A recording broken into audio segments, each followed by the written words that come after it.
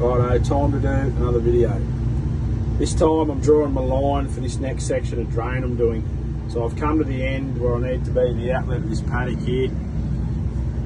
I know this height here is low enough to pick up the height in the paddock drain, so it'll make it work. And I'm joining into a section I've done way up there which goes along that fence line in the distance. So we'll come over to our motor screen, go into our model. We want to add a line.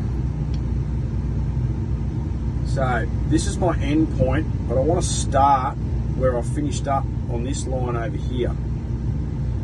So that way it ties in perfectly to the depth of this model that I drew yesterday. So I'll pick up point number 5 to start with, and then we'll start counting up from there and go around this line. So I marked these points earlier so that the drain can have a nice curve around this corner. Originally this comes along here square, but the customer wants it rounded off, so that's what we're doing. So we'll pick up all our points,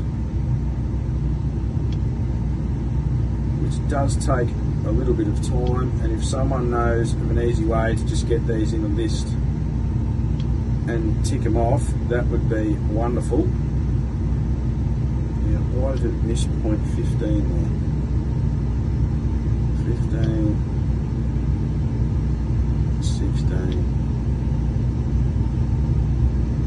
17, and let's zoom back out so we can find the last one. Pick up 19. Right, so that draws us our line, picking up around this corner. Now what's very important to do here is to click on the slope button. Now this is going to show a slope going uphill of 2.3%, which I know is not correct. So all the dot points that are on this corner are all different heights because I'm going across a hump in the paddock.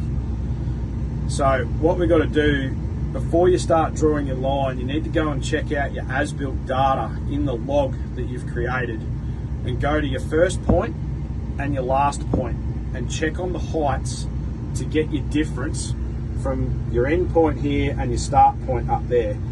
So I've already done that. I know there's 50 mil of height difference between there and here. When you click on this slope button here, it tells you your total distance.